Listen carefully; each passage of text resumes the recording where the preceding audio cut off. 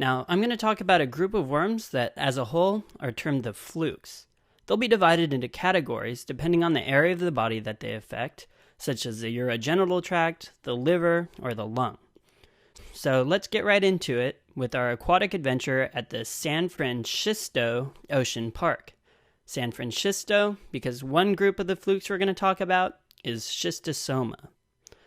So here we are at the San Francisco Ocean Park Aquarium, and the first group of flukes we're going to discuss is Schistosoma, which causes schistosomiasis. Say that 10 times fast. In general, Schistosoma have free-living cercariae that penetrate the skin, usually in an aquatic environment, and enter the bloodstream. So we'll have a swimmer here in this aquarium to remind you that swimmers are at risk. And you'll see why this guy's swimming in the tank in a bit. After gaining access to the bloodstream, they're then carried to the liver, where they mature into adults. These adults will lay their eggs in the humans. The humans like to poop and pee a lot, and we especially like to do it in water sources. And then snails, swimming around in these water sources that we poop and pee in, are exposed to the excrement and become the intermediate hosts. So we'll draw a couple of snails stuck to the glass here and there, and that'll remind you that they're the intermediate host. Now, once the adults have matured, and where do they mature again? That's right, the liver.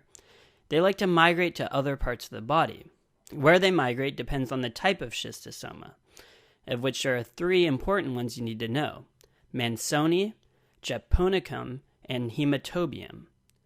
So once they're in the liver, how do they spread to the rest of the body? Well, the logical flow would be to go up the hepatic veins, ride downstream, and go to the lungs. However, these schistosomas are kind of like salmon and prefer to do it the hard way. All 3 of these adult worms will migrate against the portal flow to reach their venous destination. So to illustrate this concept, let's draw this porthole here, which should remind you of portal blood flow. Inside the hole, we can see this awesome and familiar piece of coral. Notice how it's shaped like a liver, and the roots of the coral also somewhat resemble the portal veins. Now we'll draw in a school of bluefish to represent venous blood, and they're swimming toward the coral, as in the normal flow of blood through the portal veins.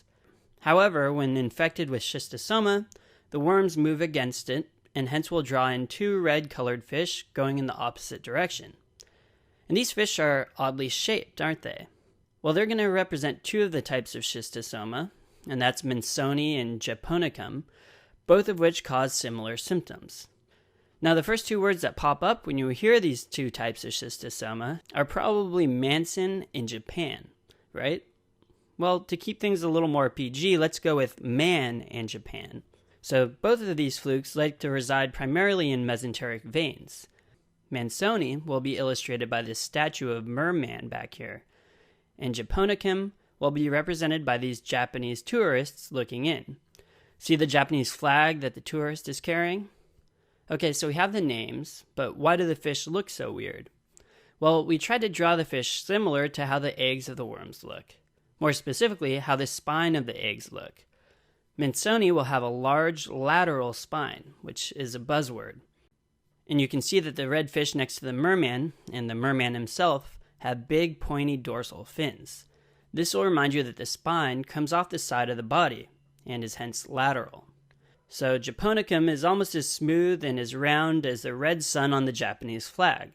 So this should help you remember that the spine is really small, or almost absent. So these eggs can be seen on a stool O&P, so checking out the spine will help you distinguish the 2. Alright, so we've talked a lot about what these 2 schistosoma look like, but what symptoms do the worms actually cause? Well, all 3, including Hematobium, which we'll discuss next, causes a swimmer's itch where the larvae penetrate the skin. So just remember our swimmer in the upper right-hand corner, and you should remember swimmer's itch. Chronically, Mansoni and Japonicum, which are pretty active in the portal system, will cause portal hypertension, which can lead to GI hemorrhage and abdominal pain, and can eventually cause cirrhosis and liver failure. We'll add a crack to the porthole from the high water pressure in order to demonstrate portal hypertension. And the fibrotic-looking coral that's shaped like a liver will remind you of cirrhosis. And on that note, let's give our Japanese dad a nice jaundiced-looking yellow coat. Okay, let's move on to our third and final schistosoma, and that's hematobium. Now, this fluke likes to reside in the veins of the bladder, so you can imagine that it would cause bladder-related symptoms. These worms will be illustrated with these red, roundish swordfish, because, like you may have guessed, the shapes of the hematobium eggs have a large terminal spine that can be seen on stool O and P. So remember, if you see a spine at the end of the oval, like a swordfish, think hematobium. Side spines are Mansoni, so keep that straight. Anyway, these two are also swimming against the school of blue fish to remind you of the migration against portal venous flow. And the symptoms this worm causes is primarily hematuria. However, it's also associated with bladder cancer. So here, we're going to have our hematobium swordfish be piercing a jellyfish that looks like a bladder to remind you of hematuria. See how the jellyfish is kind of bleeding? And the other swordfish is piercing a crab, which is, of course, a recurring symbol for cancer, to remind you of the risk of bladder cancer.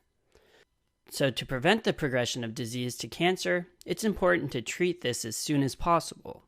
The treatment for all three, and incidentally for all trematodes, is going to be praziquantel. If you watched our cestodes video, do you remember what the symbol for praziquantel is? It was a pretzel. So we're going to draw that in the aquarium here. And now you know the reason why the swimmer dove into the tank, to get his fallen pretzel. Well, enough with the schistosoma worms. Let's move on to Clinorchus sinensis, otherwise known as the Chinese liver fluke. Now, the host of these worms are snails again, so let's migrate to the other side of the aquarium and draw in a couple snails here and there. And the star of this part of the ocean park is going to be our orca, which should remind you of Clinorchus for orca.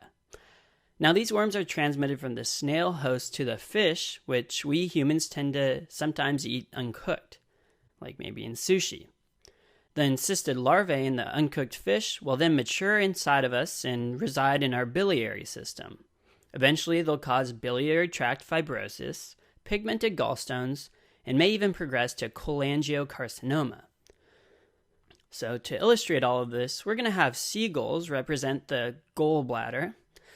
And see how this flying gull has a rope dangling down? That fibrous rope hanging off the gallbladder should remind you of biliary fibrosis. And looky here, the crab is grabbed onto the rope, and that crab will symbolize cholangiocarcinoma. Yep, this is all part of the show. Trained seagulls and crabs. And we'll also draw in some black rocks here to the left of the tank that a seagull is sitting on to remind you of pigmented gallstones. Now, just like the schistosoma worms have distinct looking eggs, the Clinorchus trematode also has a particular looking egg, and you can see these eggs here that have tumbled out of the bird's nest, and these are what the eggs actually look like. See these little yarmulke type hats on them? Well, they have a term, and it's called operculated. So this is what the Clinorchus eggs will look like on stool O and P. And lastly, what's the treatment for Clinorchus? Well, as I said, for all trematodes, it's pretzels. praziquantel. We'll draw in a pretzel here in the corner, one that this seagull has found for lunch. Okay, let's wrap up the trematodes by talking about Paragonymous westermanni, a type of lung fluke. So to keep our aquatic theme, Paragonymous sounds kind of like penguins. So we're going to have a small penguin exhibit here at the top. And notice how our penguins are mostly black, but they have two white large lung spots on their chest. And then they even have a couple blood spots on them. This is because the lung fluke has the potential to cause chronic cough with bloody sputum, especially if the parasite load is high enough. The intermediate host is still a snail, which is why we're drawing some on the glass exhibit. And so you've noticed that snails are everywhere, so they're the intermediate host for everything. That's easy enough. So just remember seeing these little guys. We tried to make them pretty obvious. Anyway, this fluke is transmitted through the consumption of raw or undercooked crab meat that carry the encysted larvae. Thus, the penguin on the left is having a crab leg feast. Crab legs because we didn't want you to confuse this with our crab cancer symbol. This doesn't have anything to do with cancer. This is just how we get infected. So when we ingest the larvae, they mature into adults and go to the lung. Diagnosis of Paragonymous is done through a stool O&P, which will show you operculated eggs. So we'll draw in some penguin eggs that also have these little caps on them. The penguin on the right's not eating because she's a vegetarian.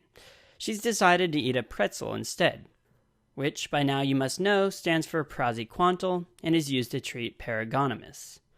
Alright, way to go. Lots of bang for your buck in this one.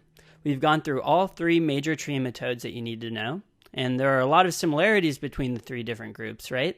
Knowing those will be advantageous since some of the questions tend to group these flukes together. But do remember the differences, especially which worms have the association with cancer. Also remember those spines. So really quickly, Japonicum, small spines. Remember this sun is smooth. And for Mansoni, merman has a fin sticking out of the side of his body for lateral spine. And the swordfish, for Hematobium, has a terminal spine.